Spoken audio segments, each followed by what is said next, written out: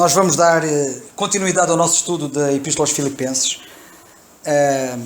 Hoje temos connosco o Daniel Ferreira, de Estarreja, que quis o Senhor que estivesse connosco e que esperemos, se for possível, esteja mais vezes.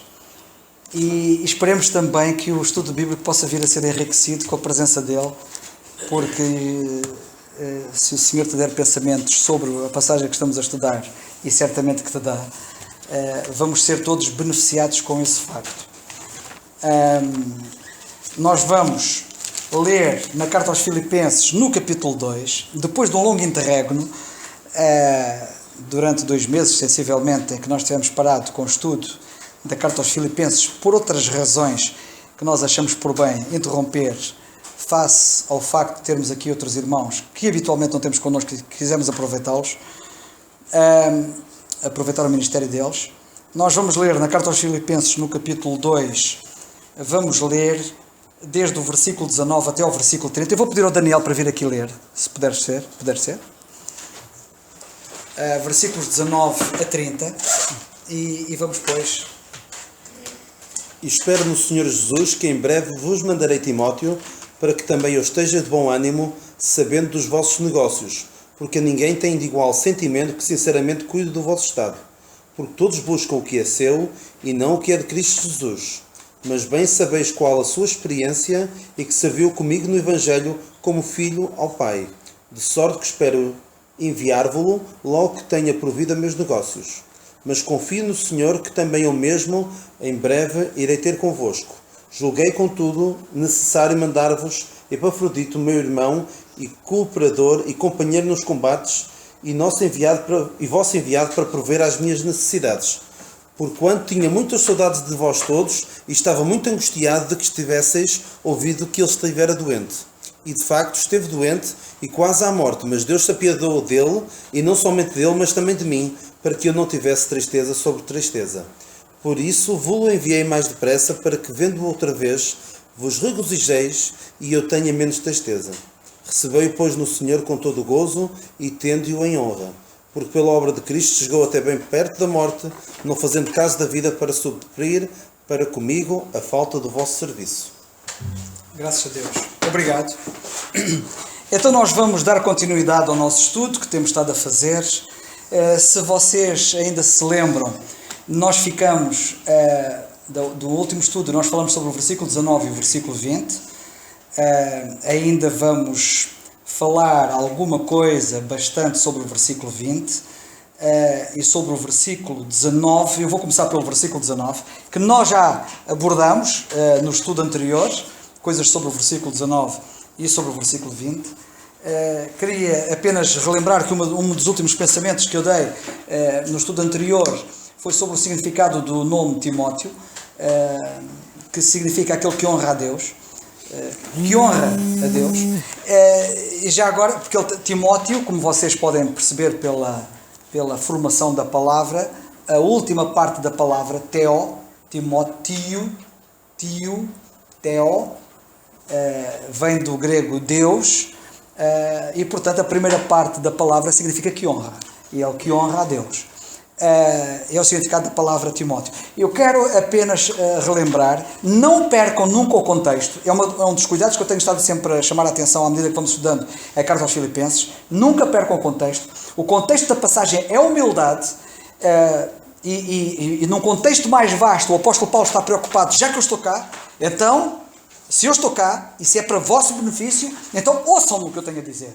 E o segredo da vida cristã passa pela humildade, que é o que menos vemos nas igrejas. É as pessoas humildes. Nós precisamos ser humildes. E ele pega, no caso do Senhor Jesus Cristo, como nós já vimos, o apóstolo Paulo cita o próprio caso dele de uma forma subreptícia, diplomática. Sabem que um indivíduo que é humilde não pode dizer que é humilde, mas ele diz-lo de uma maneira fantástica. Ele diz-lo de uma maneira... como é que eu vou explicar? Sabem como é que nós vemos a humildade dele aqui, quando ele fala aqui da humildade dele? É quando ele diz que o que os filipenses estavam a fazer era mais importante que aquilo que ele fazia. Que era uma coisa fantástica, quer dizer, ele não está a dizer eu sou muito humilde, ele não está a dizer isso. O que ele está a dizer, ele está a enaltecer os outros. e prezados irmãos, nós somos verdadeiramente humildes quando enaltecemos os outros. Nós somos verdadeiramente humildes quando consideramos os outros superiores a nós próprios. Nós somos verdadeiramente humildes quando honramos a Deus. E Timóteo é o caso disso. É um indivíduo que honra a Deus e que tem pelos outros uma estima, uma consideração fantástica. Não venham com... Não pensem... É como há bocado antes, quando estávamos a orar, e tivemos o período de oração, eu recomendei que lesseis aquele artigo sobre a amargura. É como a amargura. Aquilo não se nota, mas está lá. E nós temos que ter muito cuidado com esta coisa. Não escamoteiem a situação. Esta questão da humildade tem muito que se lhe diga. Mas também é muito simples. E a humildade passa pelo nosso relacionamento com os outros e com Deus. Há aqui um binómio. Eu sou humilde em função da minha relação com Deus em primeiro lugar e com os outros em segundo lugar. E a forma como eu me relaciono com os outros, como eu reajo aos outros, como eu faço em relação aos outros, vai definir o meu estado. E o estado é uma das coisas que está aqui em destaque nesta passagem. Porque no versículo 20, ele vai cuidar do estado, o estado. E este é um problema. Nós temos que saber qual é o nosso estado. Em que estado é que nós estamos? O versículo 19 diz, sabendo dos vossos negócios. Há uma outra versão que diz mesmo, sabendo da vossa situação, sabendo do vosso estado. Sabendo do vosso estado. Nós lemos, portanto, no capítulo 2, no versículo 19 e no versículo 20, temos isto como ênfase.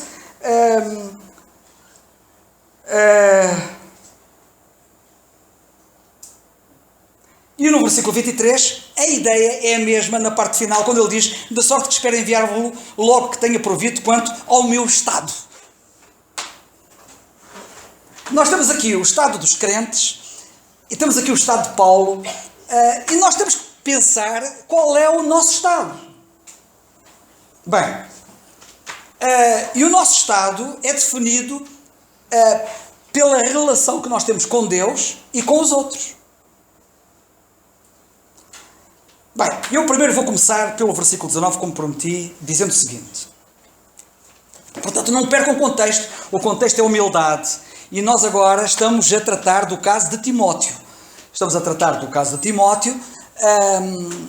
Eu referi o exemplo de Paulo na humildade pela forma como ele olhava para os outros, não é? Quando nós vemos os outros acima de nós, é muito triste quando vemos alguém a estar a falar de cima e os outros lá em baixo.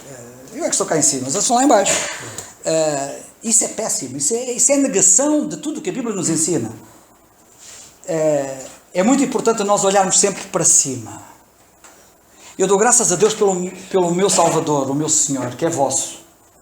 Ele sempre olhou para os outros para cima. Não sei se já repararam nisso. Ele humilhou-se mesmo. Eu sou verme e não homem. Ele olhava para os outros para cima. Ele lavou os pés aos seus discípulos. Ele abaixou-se. Irmãos, nós devemos olhar para os outros para cima e nunca para baixo. Porque então é que seremos abençoados. E então é que podemos ser uma bênção. E Timóteo era um homem abençoado. E Timóteo era uma bênção. Porque ele olhava para cima. Ele não buscava os seus interesses, mas os de Cristo. Vamos ao versículo 19. O que é que eu queria dizer ainda do versículo 19 que eu não disse no outro dia? No versículo 19 nós vemos que Paulo tem uma confiança tremenda em Timóteo. Uma confiança tremenda. Uma confiança tal que ele podia dizer de Timóteo.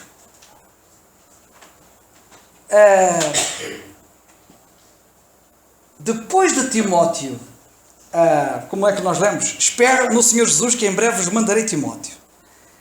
Depois de eu mandar Timóteo ter convosco, eu espero mandar-vos, estou com a intenção de vos mandar Timóteo.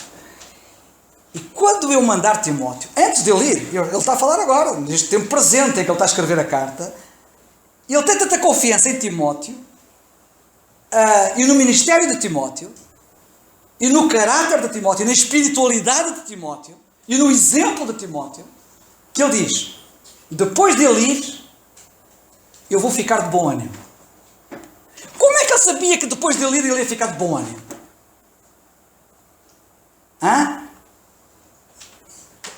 Porque ele sabia que quando Timóteo fosse, ele ia resolver os problemas e ia trazer boas notícias.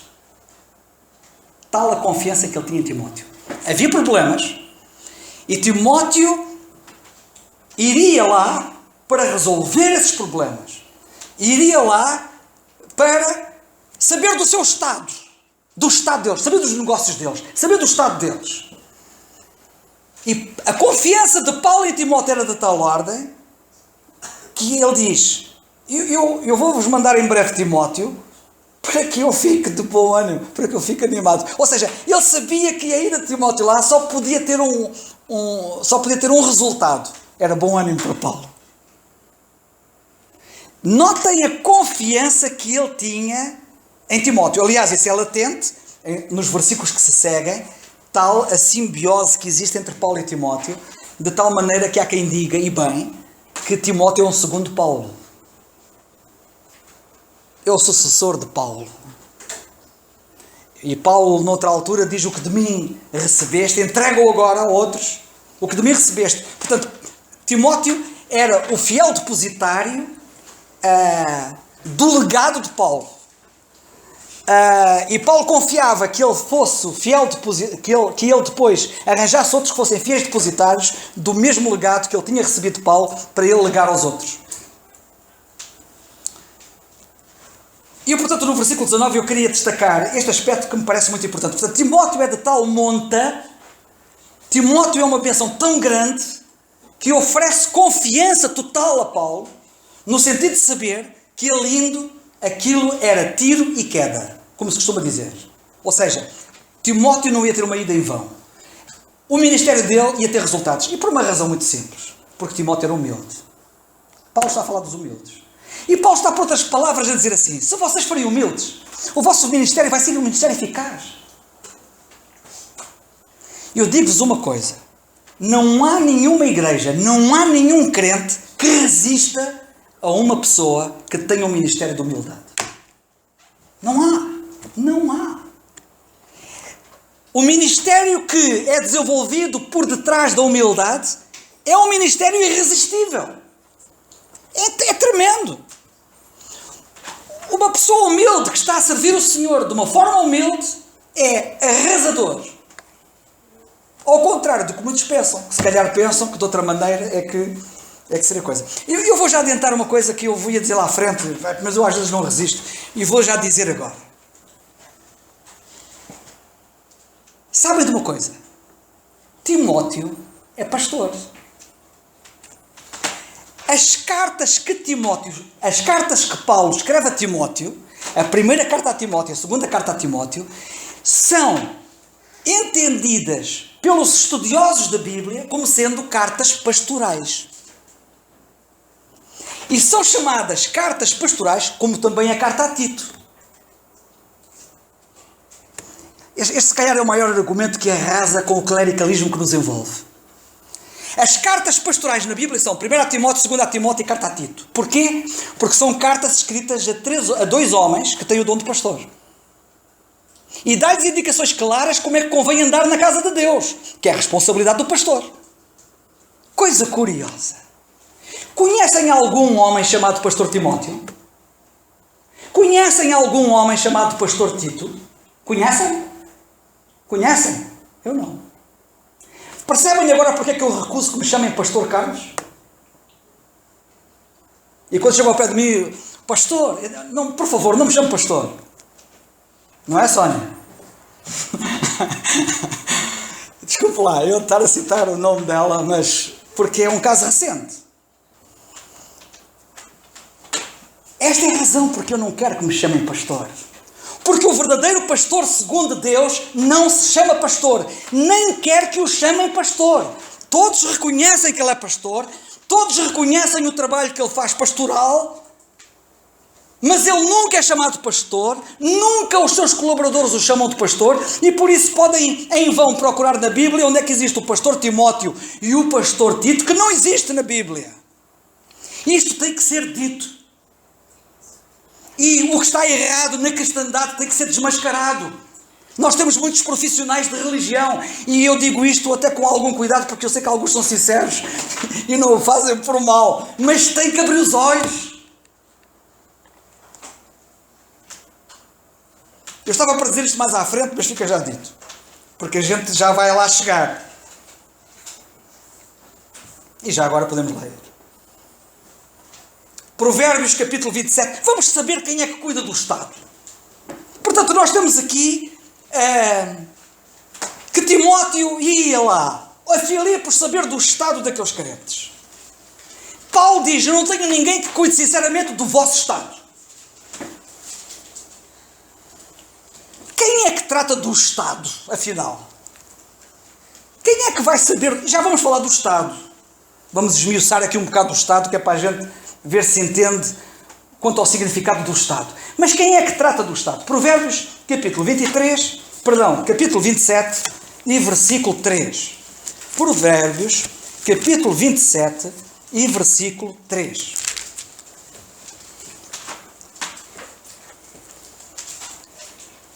Sabem de uma coisa, irmãos? Eu muitas vezes sou muito bombardeado, atacado, até ridicularizado. Mas sabem, quem me ataca na cristandade tem que me enfrentar pela Bíblia. E pela Bíblia não tem argumentos. O que conta é o que a Bíblia diz.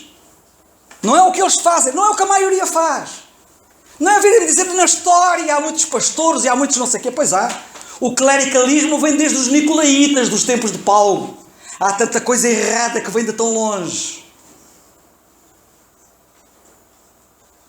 Os nicolaítas, a doutrina dos nicolaítas que o Senhor aborrece, que é haver uma classe a querer dominar os crentes.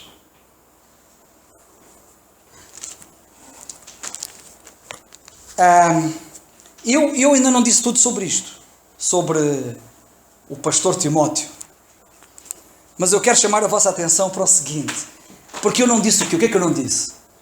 Eu não disse uma coisa muito importante. Isto revela também a humildade de Timóteo. Isto revela o verdadeiro coração do verdadeiro pastor, que é humilde. Não tem os olhos em si, não tem os olhos em um título. As pessoas utilizam os nomes dos dons da Bíblia como títulos honoríficos. E alguns estão numa vertigem a este respeito. Estão numa corrida vertiginosa. Porque pastor já não os satisfaz. Alguns já querem o nome de apóstolo. E depois admiram-se do Papa. Pois é. Provérbios capítulo 27, versículo 3, lemos assim na Bíblia. E eu disse Provérbios 27, 3. Como?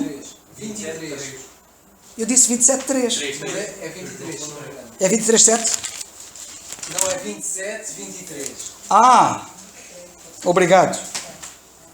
Obrigado. É isso mesmo. Eu não sei como é que fiz isto. Isto já está gasto. Provérbios capítulo 27, versículo 23. É mesmo o versículo 23, obrigado pela correção. Procura conhecer o estado das ovelhas. Põe o teu coração sobre o gado. Todo o que é pastor tem que tomar atenção a isto. E nós temos aqui um verdadeiro pastor que é Timóteo, que está preocupado com o estado das ovelhas. O estado. Procura conhecer o estado das tuas ovelhas. Põe o teu coração sobre o gado. Temos aqui, portanto, em Timóteo, um verdadeiro pastor. Ninguém tem dúvidas acerca disso. Eu não preciso aqui de demonstrar que Timóteo é um pastor. Mas até por este pequeno pormenor do ministério dele e da ação dele no ministério, nós vemos aqui o verdadeiro pastor, que é aquele que cuida do estado das ovelhas. Bem, Eu gostaria de começar por dizer o seguinte. Nós utilizamos a palavra Estado na língua portuguesa, e não só na língua portuguesa, em qualquer língua, mas particularmente nós que somos portugueses, utilizamos a palavra Estado em várias situações. E eu gostava de que nós pensássemos em algumas dessas situações, porque nos podem ser úteis para compreendermos o que é que estamos a falar. Nós utilizamos muitas vezes a palavra Estado para falar, por exemplo, no estado de conservação das coisas. E quando o apóstolo Paulo está preocupado com o estado dos crentes, e quando Timóteo está preocupado com o estado dos crentes, é o estado de conservação. Como é que estão as coisas? Como é que estão as coisas? As coisas têm-se conservado. Ao longo da história da igreja, nós vemos que muitas coisas não se conservaram, perderam-se. E esta é uma preocupação de Timóteo em relação, por exemplo, àqueles crentes. O estado tem a ver com a deterioração. Utilizamos muitas vezes a expressão o estado está deteriorado. Deterioração. Utilizamos a palavra estado para expressões como o estado está danificado. Em que estado está o automóvel? Está danificado. Está em mau estado. Qual é o nosso estado? E agora eu estou muito preocupado com o estado dos filipenses. Eu estou preocupado com o meu estado e com o vosso estado, com o nosso estado.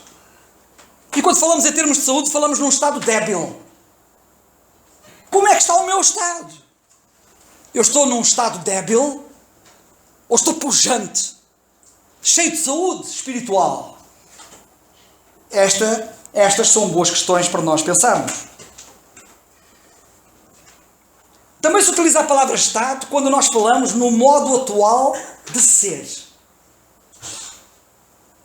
Quando eu digo assim, qual é o meu estado espiritual neste caso? Qual é o meu modo atual de ser cristão? Qual é o meu modo atual de ser cristão? O meu modo atual de ser cristão é semelhante ao modo que eu tinha de ser cristão aqui há uns tempos atrás? O meu modo atual de ser cristão é o modo de ser cristão cujo padrão bíblico define, ou cuja definição está no padrão bíblico? Qual é, pergunto, o meu modo atual de ser? Que ser sou eu? Como é que eu sou? Como é que eu estou a ser? Qual é o meu modo atual? É o meu estado.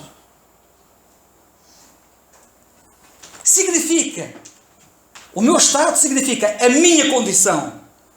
O meu estado também significa a minha disposição. A minha vontade. Que grau de disponibilidade é o meu? Que grau de disponibilidade é o meu? Como é que está a minha vontade?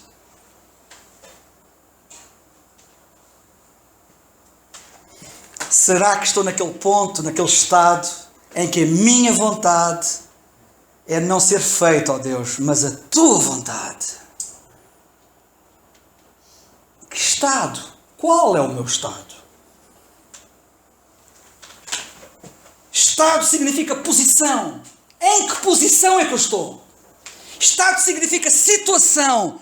Em que situação? Que situação é minha? Qual é o ponto de situação em que me encontro?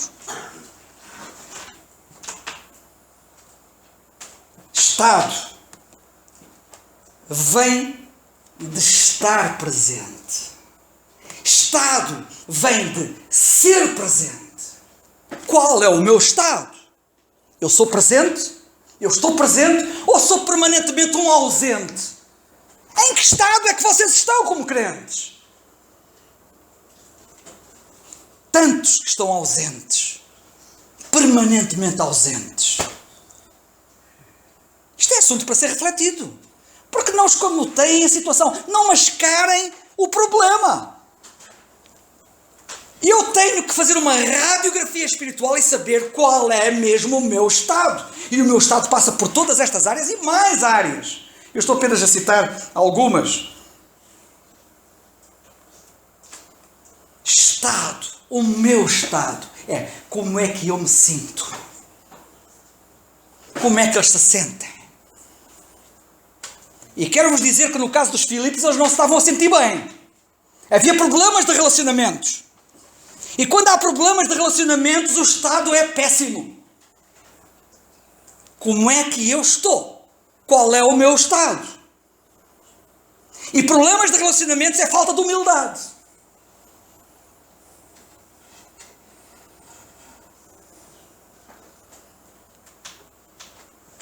O meu estado, e agora deixar-me dizer, isto tem a ver com o estado. O meu estado deve ser ajustado. Ajustado ao padrão que Deus define. Ajustado aos meus irmãos na fé. Eu devo estar ajustado a eles e não desajustado. Deve ser um estado condizente. O meu estado deve ser condizente com o padrão que Deus definiu. Deve ser um estado correspondente. Deve ser um estado útil. Deve ser proveitoso. E quanto ao estado, também existe uma situação de estado, que é o estado de espera. Esperando a vinda do nosso Salvador. Em que estado eu estou? O estado envolve tudo da minha vida. Desde a minha disponibilidade até ao meu estado de espera.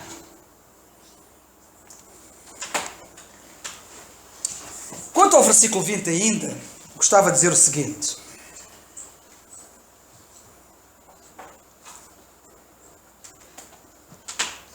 Timóteo é dito por Paulo que é único.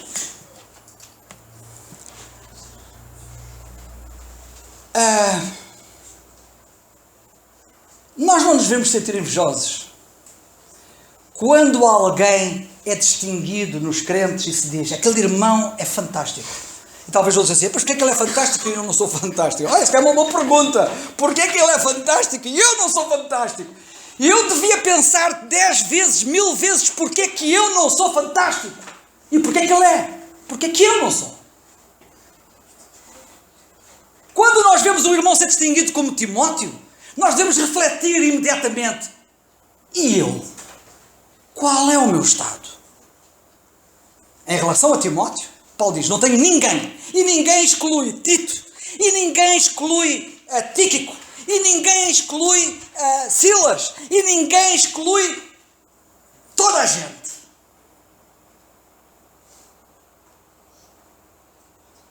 Timóteo é tantas vezes apresentado como um homem tímido. Timóteo é tantas vezes apresentado como um jovem tímido. E é verdade. Mas deixai-me dizer que se calhar confundimos um bocado a timidez dele com a humildade dele. Ele era um homem humilde. E os humildes são os mais fortes, mas parecem os mais fracos. Já tinham pensado nisso? E esse é o vosso problema. E meu. É pensarmos que a fortaleza está na ausência de humildade. E então queremos assumir uma posição de força. Mas essa posição de força que a gente tenta assumir é a nossa declaração de absoluta fraqueza. E aquilo que aparentemente nos Timóteos parece uma declaração de fraqueza é a sua grande força e o seu grande poder.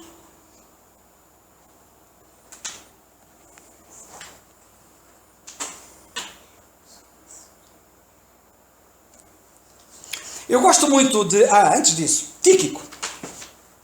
6:22 de Efésios.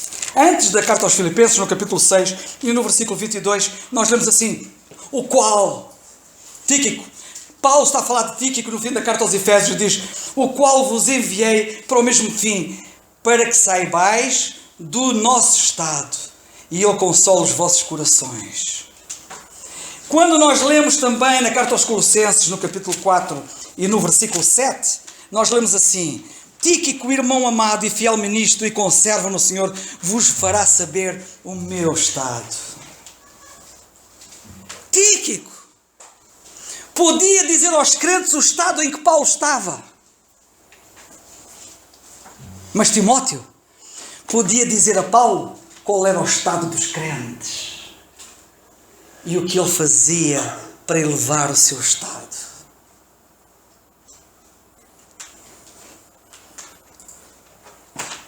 No livro de Jó, nós lemos uma coisa curiosa a este respeito no capítulo 8. Jó, capítulo 8, nós lemos assim.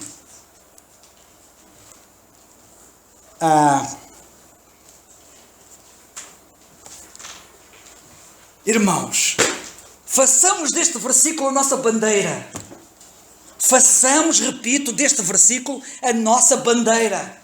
Sabem o que é que diz este versículo? Como eu quero que ele seja a minha bandeira. Versículo 7. O teu princípio, na verdade, terá sido pequeno. E como Deus pode dizer com a verdade isto a meu respeito?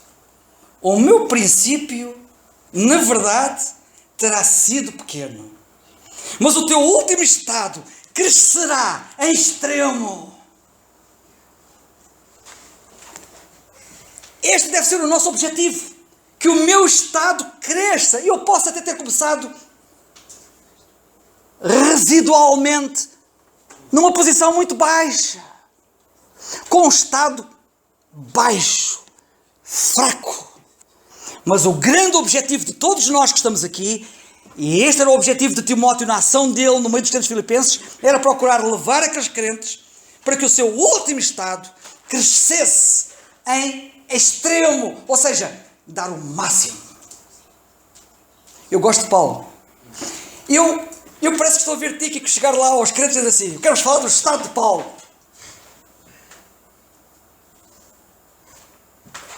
O Tíquico não está cá hoje, mas a Bíblia está cá hoje. Querem saber o estado de Paulo? Vamos à Bíblia.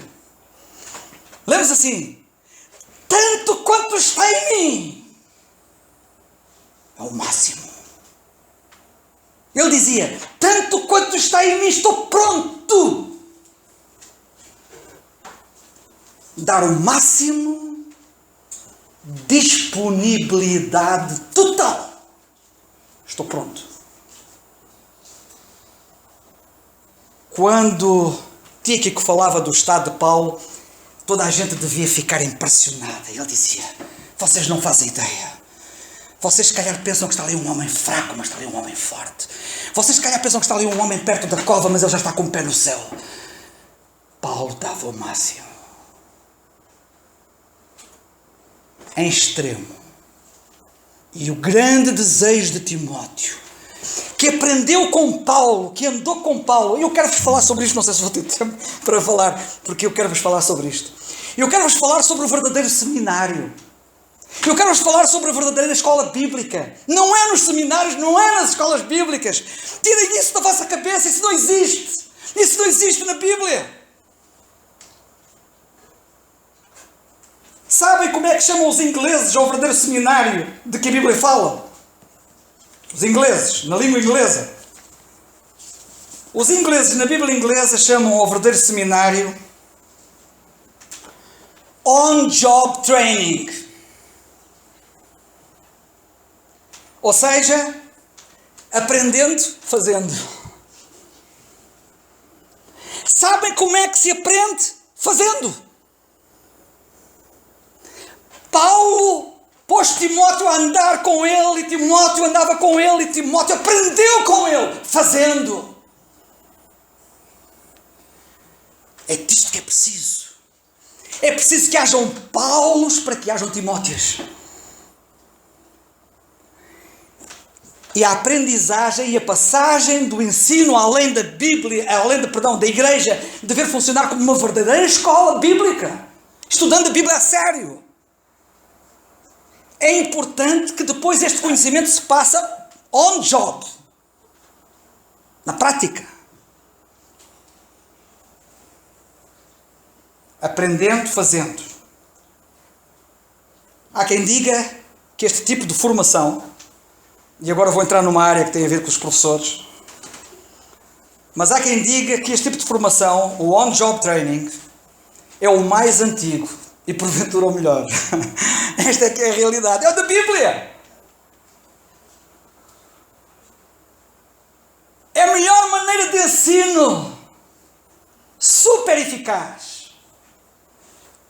E que evita que tenhamos indivíduos formados em seminários e escolas bíblicas, armados em doutores, não dos da Bíblia, mas doutores seculares, teólogos, reverendos. Eles gostam muito desses termos todos pomposos. E que não tenham do Espírito. Como é que hei de dizer, para utilizar a linguagem da nossa passagem, e que não têm, no dizer de Timóteo, não têm serviço paulino, não têm a experiência paulina. E eu sobre isto ainda queria falar, mas eu vou assim aos bocados, vou lá, dou uma penicada, depois volto outra vez atrás, mas entretanto, porque nós temos aqui nós não podemos servir a Deus convenientemente sem experiência. E não podemos servir a Deus nem em condições, nem sem experiência. Daí que o bispo, quando Paulo fala a Timóteo, diz, não pode ser neófito, novo na fé, tem que ganhar experiência. Tem que ganhar experiência. E ele era um indivíduo com experiência. E que serviu com Paulo. Não é serviu, não é viu Paulo servir. Não era espectador vendo Paulo servir. Era servir com ele. Fantástico o espírito de Paulo em querer dar oportunidade aos mais novos para que eles servissem. Eu dou graças a Deus porque um grande homem de Deus que já está na presença de Deus fez isso comigo e viu fazer com outros novos como eu. E nós precisamos disto. Esta é que é a escola. Esta é a escola que eu não quero que morra, porque é a escola bíblica. Esta é a verdadeira escola da Bíblia. Esta é a escola que a Bíblia recomenda.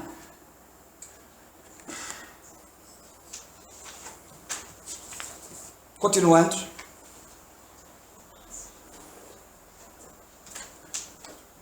Portanto, nós temos em Jó 8:7 em que nós vemos que o último estado deve crescer. Portanto, deve haver crescimento até que o último estado seja extremo. É um objetivo. Quando a Bíblia, por exemplo, fala de alguns indivíduos cujo último estado é pior que o primeiro. Nós lemos já acerca disto na Bíblia. Cujo último estado é pior do que o primeiro.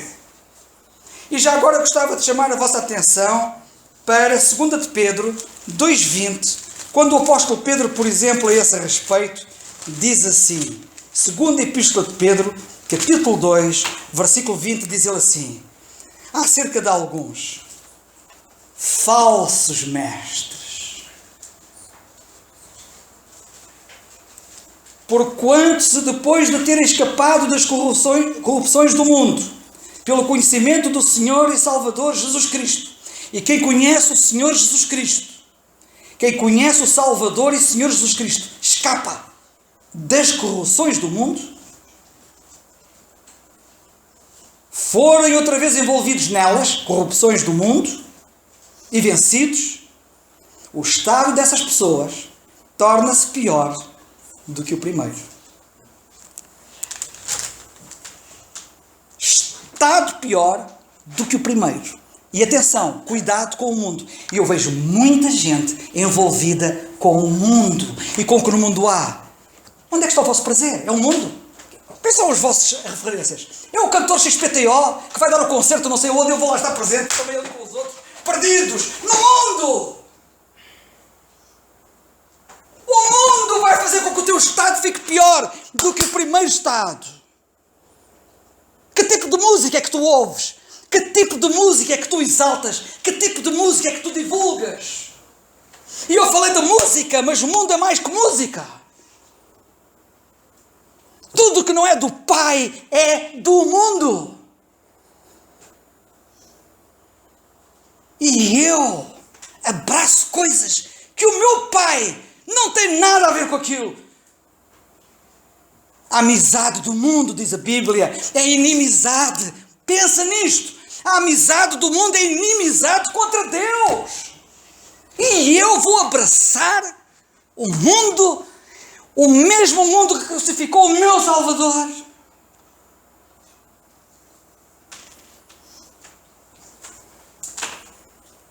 Pensem nisto.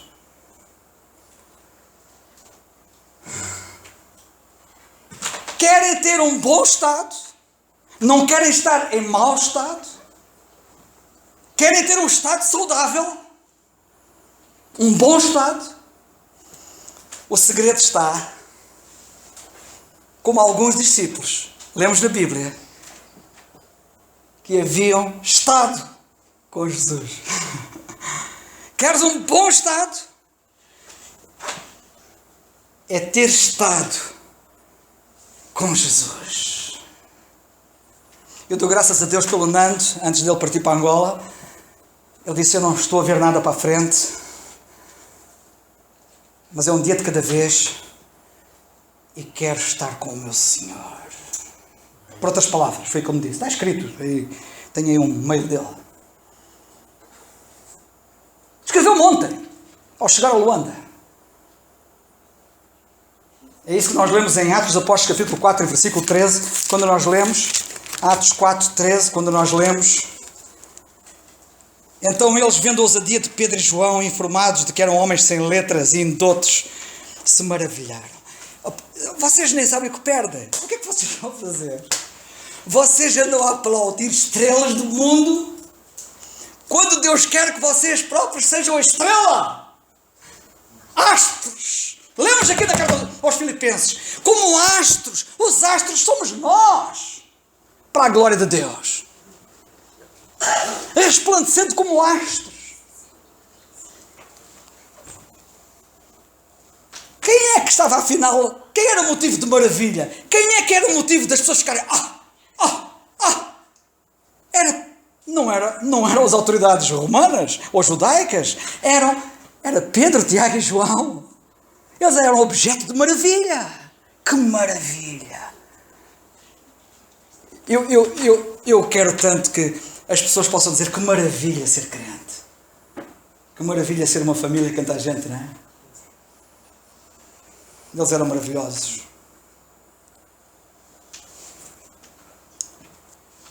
Queridos irmãos, Timóteo foi ver o estado daqueles crentes que era um estado mau. Os filipenses, já falamos algumas vezes, estavam a atravessar problemas, dificuldades. O estado deles não era saudável. E eu quero vos dizer uma coisa.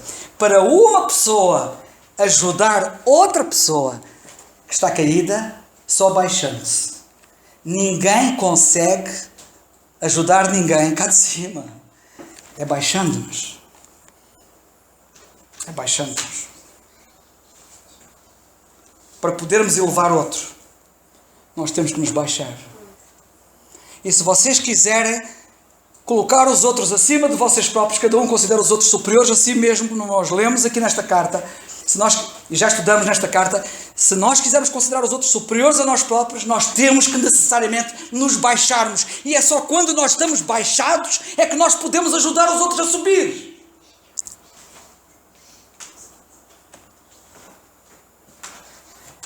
Eu não preciso fazer um esquema gráfico dessa realidade física, que também acontece fisicamente.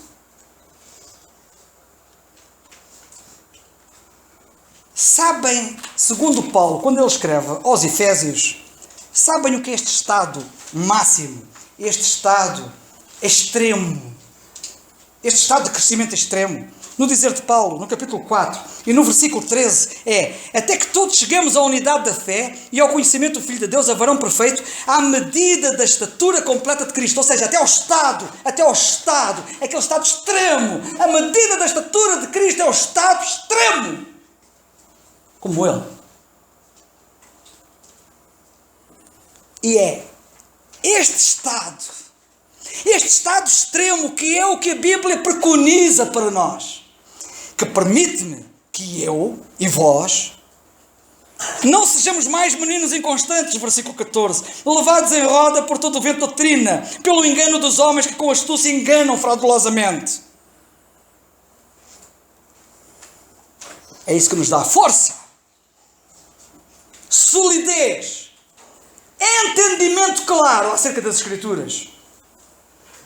Vocês não imaginam como o estado que Deus preconiza para nós resolve todos os problemas que nos afetam. Todos.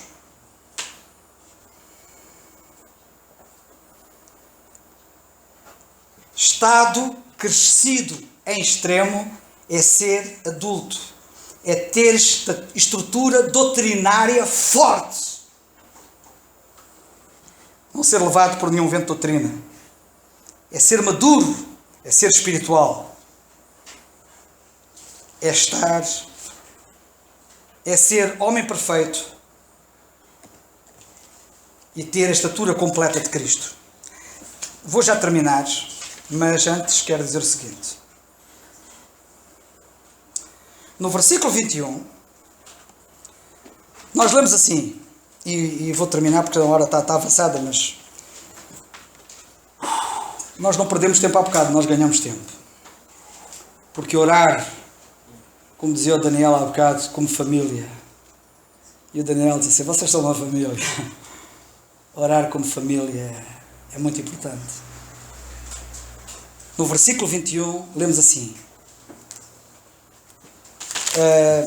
De Filipenses capítulo 2, no versículo 21. Porque todos buscam o que é seu e não o que é de Cristo Jesus. Irmãos, tomem atenção a isto que eu vou dizer agora.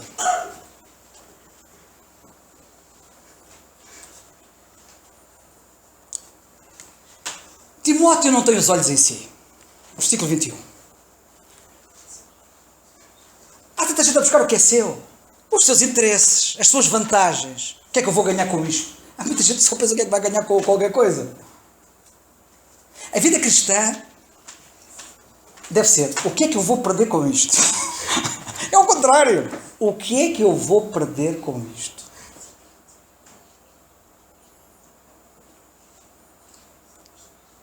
E na vida cristã, vocês precisam de crescer até ao ponto de perceberem assim, eu ganho quando perco.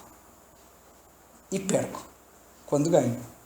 Portanto, se vocês quiserem ter a perspectiva correta, não é o que é que eu vou ganhar, com o que quer que seja, é o que é que eu vou perder. Vou perder a minha face? Que perca, porque eu vou ganhá-la. Não quero perder a face. Eu vou ganhá-la, mas vou perdê-la.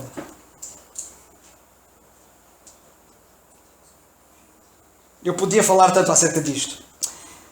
Em Juízes, no capítulo 8, e nos versículos 1 a 3, nós temos ali uma contenda entre irmãos.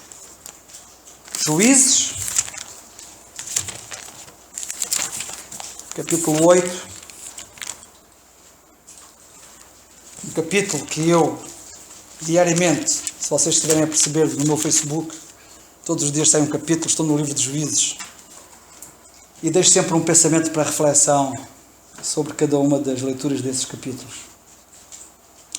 E no capítulo 8, nos versículos 1 a 3, nós temos ali uma coisa curiosa, que temos aqui a descrição de uma contenda. Mas nesta descrição da contenda, quando os de Efraim foram contender com Gedeão, depois de Gedeão vencer os midianitas, lembram-se?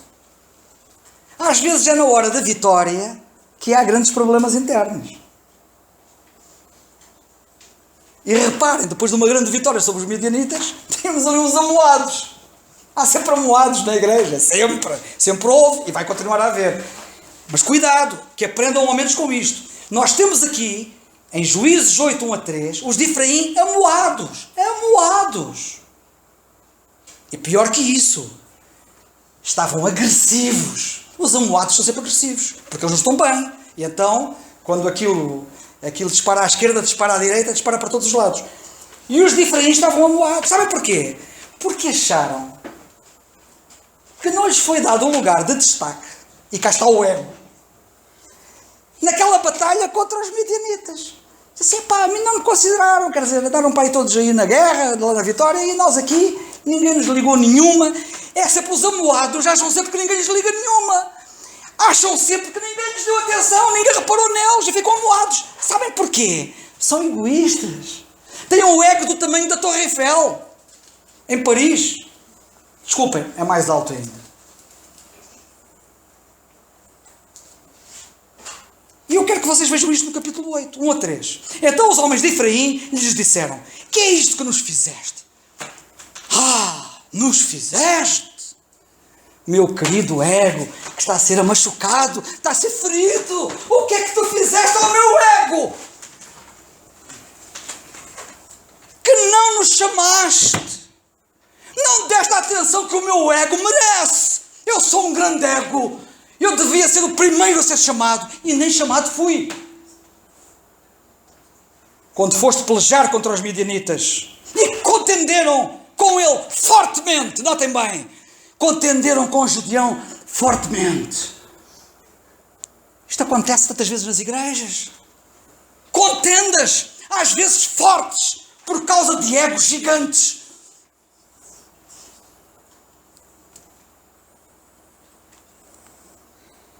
Mas eu dou graças a Deus por Gedeão, grande homem de Deus. Não foi por acaso que Deus o usou. É o mesmo Gedeão que a gente disse quando Deus chegou ao pé dele: mas quem sou eu, Senhor? Eu, Senhor, eu. Ele era tão pequenino. Este ego era tão pequenino, quase que não tinha ego. Ele era mesmo um homem humilde. E sabem, Gedeão sabia o que Provérbios diz. A resposta branda desvia o furor. Só um homem humilde tem uma resposta branda. Porque perante este assanhar, eles estavam assanhados, e eles estavam a brigar com uma luta grande, forte, uma contenda grande. E sabem o que acontece quando há uma escalada? A escalada é recíproca. E se um escala, o outro ainda escala mais. Mas Gedeão, grande homem de Deus, pequenino que ele era, ele baixou o tom e deu uma resposta branda. E acabou a contenda. Acabou a contenda. Olha que lemos ali no versículo 2. Porém ele lhes disse: que mais fiz eu agora do que vós? Olha o homem humilde a falar. Vocês acham que eu não sou importante? Eu não sou mais importante do que vocês. Eu não sou mais importante do que vocês. Não são porventura os rabiscos de Efraim melhores do que a vindima da Bezer?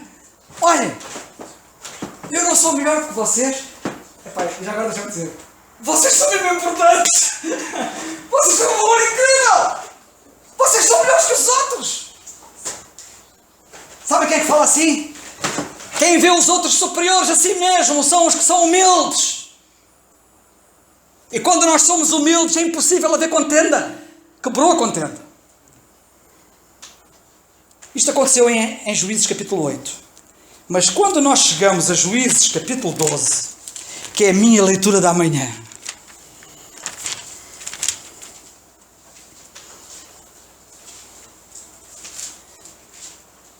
nós vemos o contrário, sabem? Nós vemos o contrário. E o que é que nós vemos em Juízes capítulo 12?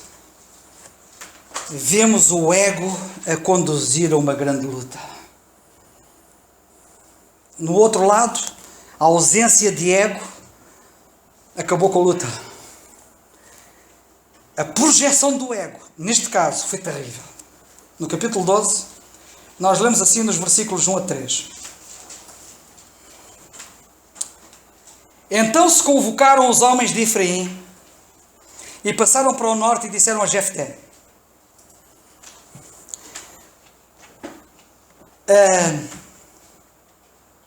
e cá estão os de Efraim. Mas os de Efraim, pelos vistos, aprenderam a lição com o Gedeão. E agora aparece-me este indivíduo, Jefté, que mete os pés pelas mãos. E o Jefté, que agora não tenho tempo para estar-vos a contar a história do Jefté, diz assim: Porque passaste a combater contra os filhos de Amon e não nos chamaste para ir ter contigo? Já repararam que, quer dizer, os outros parece que aprenderam a lição, e estes agora estão a repetir a lição o erro dos outros, o Jefté. Queimaremos a fogo a tua casa contigo. E Jefté lhes disse: eu e o meu povo, notem bem Jefté, eu, estão a ver, não distraiam, eu. O problema está aqui sempre, o eu, é terrível. Eu e o meu povo nós tivemos grande contenda com os filhos de Amon, e chamei-vos, eu chamei-vos, e vocês a mim livrastes da sua mão, e vendo eu que não livráveis, eu pus a minha alma na minha mão, e passei aos filhos de Amon, e o Senhor nos entregou nas minhas mãos. Porque, pois, subistes vós hoje contra mim para combater contra mim. O ego é terrível. O ego causa grandes contendas. Timóteo é pastor não porque o diz, mas porque ele faz a obra do pastor. Ele não está com os olhos em si mesmo. Ele está com os olhos em Cristo e nas suas coisas, como lemos no versículo 21. E por essa razão, quando nós temos os olhos no Senhor, o nosso ego desaparece. E vemos isso em Timóteo, no capítulo 2, versículo 21. Todos buscam o que é seu e não o que é de Cristo Jesus. Queridos irmãos, eu não sei o que move muita gente, mas eu não quero ser movido por mais nada do que pelo meu Senhor. E o meu Senhor que me move, que fica diante dos meus olhos, transforma-me e muda-me para eu ser diferente. Que o Senhor nos abençoe a todos.